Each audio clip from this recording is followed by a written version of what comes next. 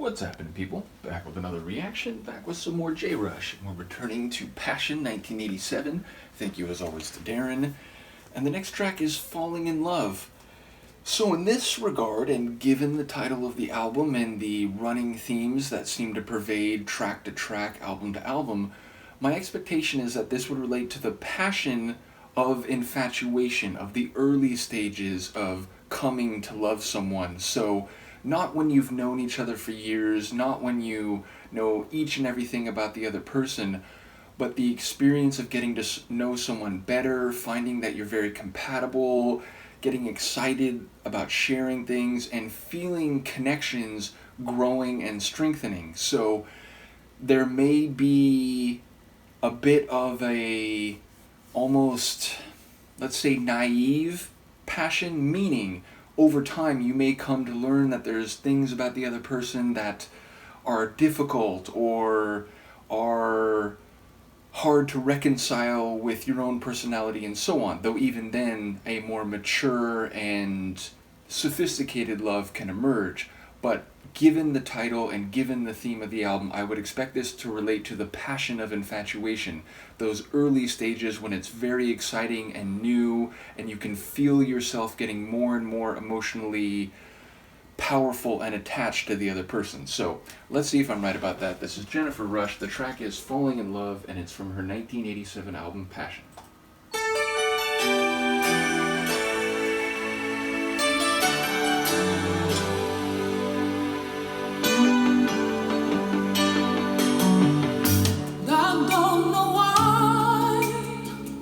Said goodbye. I thought that love was meant to last. Oh shit. But I kept my faith, 'cause I knew one day I'd be ready to try again. And you turned my head around, touching me, the very heart of me. And me, I'm falling in love again. Never thought I would. Never thought I could, no. And me, I'm falling in love again. I made it through the heartache. And now it's time to fall in love again. Like a dream, you came to me. When you're beside me, love takes over. You set me free by the love in me. You picked me up when I was down.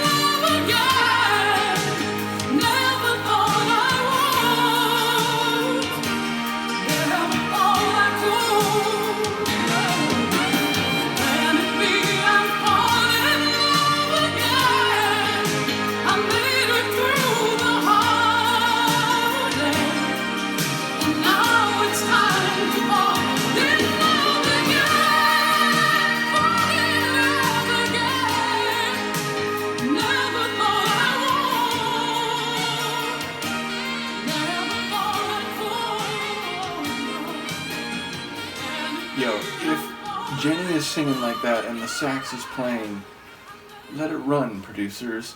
I feel like that faded out maybe a little too early, but that aside, she really does leave it all out there vocally. She really just puts that emotional performance into her vocal delivery, and it's like she feels every song she's singing, which I suppose there's a lot of singers that do that, but you definitely notice when a singer, it's like you would believe they've gone through every experience they're talking about because they just hit it. Like when she said moving through, you like there was a burst of intense vocal energy that like conveyed the very idea of enduring, pushing through to get to the other side.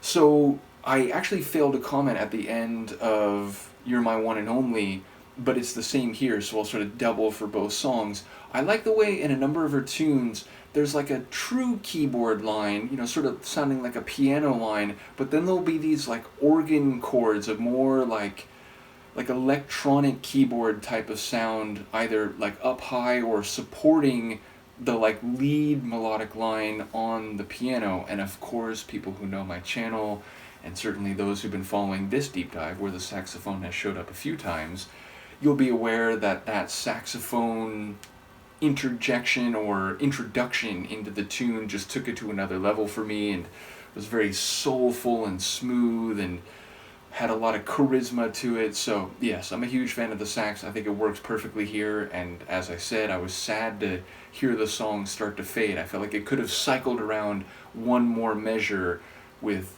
Jenny singing like that and the saxophone soulfully wailing.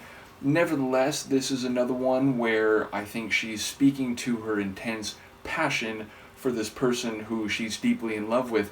The only ambiguity is because it starts and it actually surprised me. It's like, oh, we had to say goodbye. And I'm like, wait, so this isn't about the early phases? But then it was like, you made me turn my head around, which like, that can happen if you were with someone, you parted, but then, and I think referenced later in the song, that like, that emotional intensity that you felt, it becomes a part of you. So then it's like, it's still there, and if you turn around and the person's still there and maybe they're open to the idea of coming back together, then you can fall in love again, which is I think what's happening here. But I wondered, because she's also saying like, I thought I'd never love again, but then you came into my life. So I was thinking, oh, maybe the we had to say goodbye was to like her and a previous lover and the guy and a previous lover, and then they happened to cross paths out in the world. She turned her head, oh, who are you? And then they fell for each other, they fell in love, and now they have this great connection. Where again, she's saying like, when you're next to me, love is all I can feel. So there was a bit of ambiguity for me whether they were in a relationship before, went their separate ways, but then circled back to each other, fell in love all over again, and now it seems to be an even better connection, or at least maybe one that can now last for much longer, or whether they were in different relationships, they crashed out of those, both felt like maybe, you know, I'm never going to love like that again. It can't be, oh my God, I met this other person and I'm feeling it again. I'm in that experience of falling in love and having that excitement and that connection. So yeah, I'm not quite sure. I'm leaning toward the fact that they were in a relationship before and now have gotten back together again, and perhaps in a way that will be more permanent and longer lasting. But yes, again, an incredible vocal performance. It's like, it's not as gospel as You're My One and Only, but you still feel her rising to the heights emotionally. And as I said, there's some moments where it's like she's articulating the sentiment in the way she hits the line. So yes, just another powerful love song from Jennifer Rush, who seems to specialize in those in ways few others do.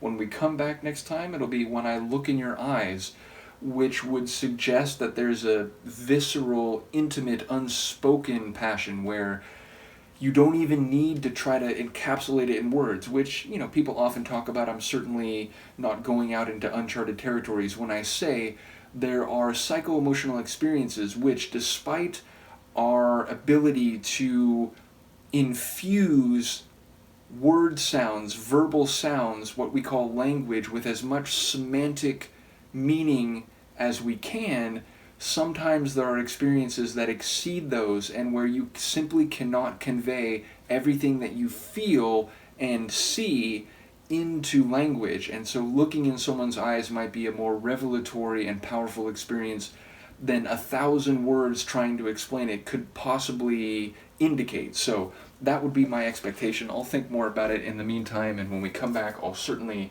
talk more about it. But once again, thank you to Darren, thank you to Michaela, thank you to others who've been following this deep dive. Do let me know what you think, and I will see you next time. Peace.